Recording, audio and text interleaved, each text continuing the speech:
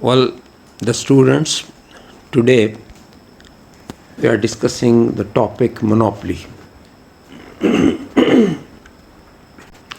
What is monopoly and how we determine price and output under monopoly? This is a very common word, monopoly. And this shows that if you are a monopolist, you have control over market. So same is the definition here. It's a form of market in which a single producer or seller or firm controls the entire supply of a commodity. Again, let us repeat this. It's a form of market in which a single producer or seller or firm controls the entire supply of a commodity which has no close substitute. So this is the commodity that has no close substitute. Far substitute may be available, but there is no close substitute of the commodity produced by the monopolist. The monopolist faces no competition and is considered independent in his price and output policies. The monopolist, he faces no competition because he is the only producer or seller in the market. So in absence of competition, he is independent in fixing price at any level, in deciding output of his product.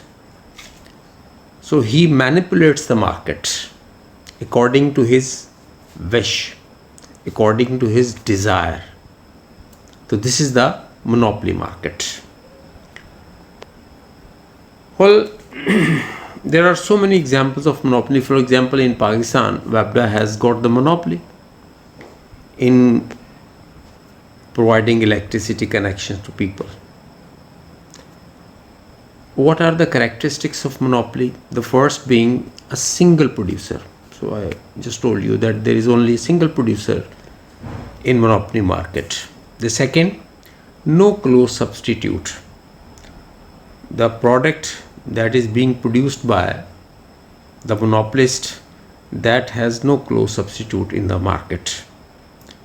What is close substitute? For example, if you are using Tapal tea, if that tea is not available, you may purchase Yellow Label, you may purchase Supreme. These products are of the same quality. But if you have constructed your house, there is no other option except applying connection with the WAPDA. So there is no close substitute of the product produced by the monopolist. The third is downward sloping demand or average revenue curve. The average revenue curve or the demand curve is downward sloping. This shows that if the monopolist wants to sell more, he can do this by reducing the prices. The downward sloping average revenue or demand curve, this is same as any demand curve which slopes from left to right downward. So downward sloping demand curve. Fourth is purchase of inputs from competition market. The monopolist is selling his product in monopoly market, enjoying supernormal profit, but the inputs with the help of which he is producing output, he is producing his product, those inputs are being purchased from competition market. So the monopolist purchases inputs, factors of production from competition market, like raw material, like labor. The fifth is no entry of new firm. As it is the monopoly market, a single producer in the market, so there is no chance of any entry of new firm in the market. If any new firm enters into market, this will change the nature of the market. It will be called a duopoly, not monopoly. And if a few firms enters into the market to compete the monopolist, this will change the nature of the market from monopoly to oligopoly. So in monopoly, there is one seller. In duopoly, there are two sellers. In oligopoly market, there are a few sellers. Well, students, come to the next slide. Price output determination. The object of the monopolist is to maximize his money profit. He produces up to a point and charges a price that can give him maximum profit. For this purpose, the monopolist goes on producing so long as the additional units add more to revenue and less to cost. इसका मतलब यह है कि monopoly firm जो है उसका मकसद होता है अपने प्रॉफिट को मैक्सिमाइज करना. अब वो कहाँ तक पैदा करे, अपनी प्रोडक्शन कहाँ तक लेके जाए, कितनी कीमत चार्ज करे, तो ये डिपेंड करता है कि जब तक उसको इजाफी यूनिट बनाने से रेवेन्यू ज़्यादा मिल रहा हो कॉस्ट की निस्बत, तो वो बनाता चला जाएगा. और कहाँ रुक जाएगा? वो रुक जाएगा जहाँ मार्जिनल कॉस्ट मार्जिनल रेवेन्यू के बराबर हो जाएगी. क्योंकि beyond this point if he produces, तो क्या होगा? This will add more to cost and less to revenue. इजाफी यूनिट बनाने पे कॉस्ट ज़्यादा आएगी और उसको सेल करके जो उसको रेवेन्यू मिलेगा वो कम मिलेगा. तो इक्विलिब्रियम जहाँ मार्जिनल कॉस्ट मार्जिनल रेवेन्यू के बराबर है, यहाँ तक वो प्रोडक्शन करता है और he stops producing beyond this point. अब इसका मतलब ये हुआ कि कंडीशंस ऑफ इक्विलिब्रियम जो है वो है MC is equal to MR.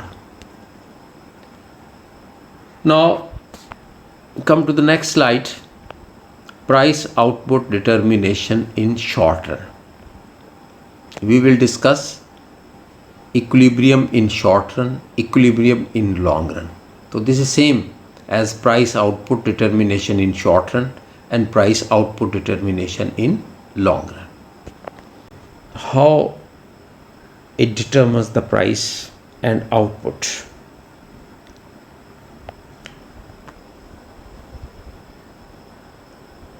So first of all, we determine short run price output.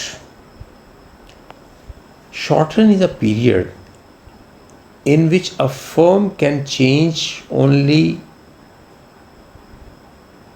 its variable factors for increasing or decreasing output. Fixed factors remain same. It means there is a limited scope of increasing or decreasing output. There are three possibilities of short run equilibrium. The first is firm making supernormal profit. If the demand for the product produced by the monopolist is greater than its supply, he generally fixes the price at the level where he can enjoy supernormal profit. Under such circumstances, his average revenue will be greater than average cost. So come on the next slide. The average revenue and marginal revenue curves are drawn in such a way that MR is steeper than AR. Then we draw MC curve falling and rising sharply. So E is the point where MC is equal to MR. This is the equilibrium point.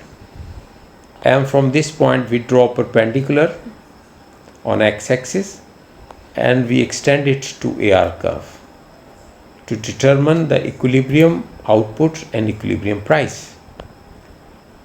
AC curve, average cost curve, is drawn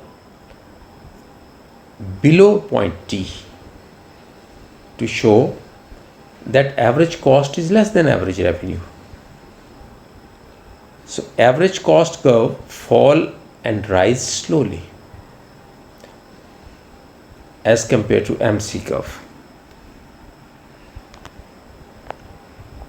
You can better understand from this diagram and these equations. AR is equal to OP or TQ, AC is equal to OP dash or T dash Q, as the average revenue is greater than average cost.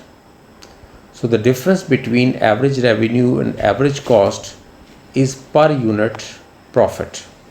This is the per unit supernormal profit, per unit monopoly profit.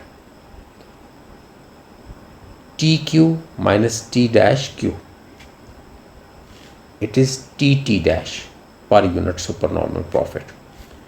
And if we calculate the total supernormal profit, definitely we will subtract total cost from total revenue.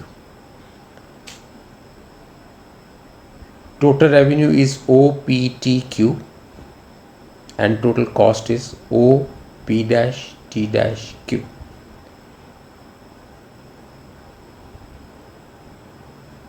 The shaded area in the diagram P dash T dash TP shows the total supernormal profit of the firm. Students, you will not write like this P, T, P dash, T dash. No. Either you go clockwise or anti-clockwise. For example, if you go clockwise, so you will say P, T, T dash, P dash. And if you move anti-clockwise to show this total supernormal profit, so you will say P dash, T dash, T, P. You get my point? Now come to the next slide. Firm making normal profit. In short run, the monopolist makes normal profit when his average revenue is equal to average cost. If you remember, I told you in my last lecture that normal profit is included in average cost. And when you are charging price equal to average cost, means average revenue is equal to average cost, so you would be making normal profit. Let's see the diagram on the next slide. Same as you did earlier. First you draw average revenue, then marginal revenue line, then MC. So the point E where marginal cost is equal to marginal revenue, it is the equilibrium point. You draw perpendicular on x-axis to determine the equilibrium output, it is OQ, and you extend this perpendicular to AR curve at point T, this shows equilibrium price, that is OP or TQ. Then you draw average cost line which touches the AR curve at point T. This shows that average revenue is TQ and average cost is also TQ. Or you may say that average revenue is OP and average cost is TQ. One and the same thing. Now the third possibility in short run under monopoly is firm operating at loss. You must know that if the average cost of the firm is greater than average revenue, the firm faces loss. And why a monopolist will face loss when he is enjoying the monopoly? There is no competition. So it happens when he spends huge amount on advertisement, he introducing a new product, or he wants to change the taste pattern of the consumer.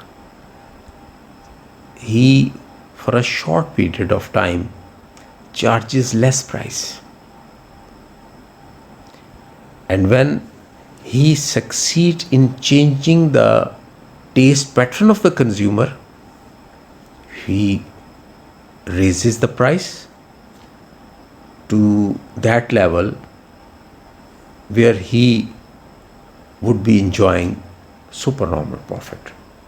So in short run, the monopoly firm may operate at loss. So you see, the monopolist may face loss in short run. It happens when he introduces a new product and attempts to change the taste pattern of the consumer and spends huge amount on advertisement, as I just told you.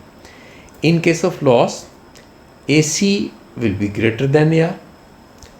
E is the equilibrium point of the monopoly firm, and from that point we draw perpendicular on x-axis and again extend it to AR. On the next slide, you may see the equilibrium point and how we draw perpendicular on x-axis and then we extend it to AR curve. So this is the difference in this diagram, that we draw average cost curve above the point T. So it is drawn in such a way that it is situated above average revenue curve at point T. So when we extend this perpendicular from T to T dash, so that shows that our average cost is T dash Q and average revenue is TQ or OP. So what is the per unit loss? Per unit loss is calculated by subtracting average revenue from average cost. Here average cost is T dash Q and average revenue is TQ, right? So T dash Q minus TQ is equal to T dash, right? This is the per unit loss. And how you calculate total loss? Total loss is calculated when you subtract total revenue from total cost. So what is the total cost? Total cost is O P dash T dash Q. And what is the total revenue? O P T Q. So O P dash T dash Q minus O P T Q, the shaded area will be total loss, and this area is P, T, T dash, P dash, anti-clockwise we move. Now come on the next slide. This is the long run equilibrium, how we determine price and output in long run under monopoly market. Well, again, the main objective of a monopoly firm is to earn maximum profit, supernormal profit in the long run. He makes normal profit or faces loss in short run only. In long run, he never plan to earn normal profit or to face loss. So in long run, his average revenue will be greater than average cost. So come on the next slide. Again, first we draw average revenue line, then marginal revenue line, which is steeper than AR. Then we draw marginal cost curve. Then the point where MC is equal to MR, this is the equilibrium point, and we draw perpendicular from this point on x-axis. This is the equilibrium output OQ, and when we extend it to average revenue curve, the equilibrium price will be OP. Now we draw average cost curve, falling and rising slowly below T point, which means that average cost is less than average revenue. So what is the average revenue? TQ or OP. What is the average cost? T dash Q or OP dash. So when we subtract average cost from average revenue, we get per unit supernormal profit. It is T dash in the diagram. And when we calculate total supernormal profit, so it is calculated by subtracting total cost from total revenue. So again, total revenue is OPTQ.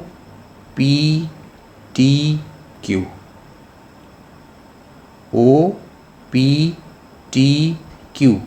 This is the total revenue. And what is the total cost? OP dash T dash Q. So OPTQ minus OP dash T dash Q, it comes P dash T dash TP, the shaded area. This is the total supernormal profit of the firm long run. Thank you very much for today's lecture.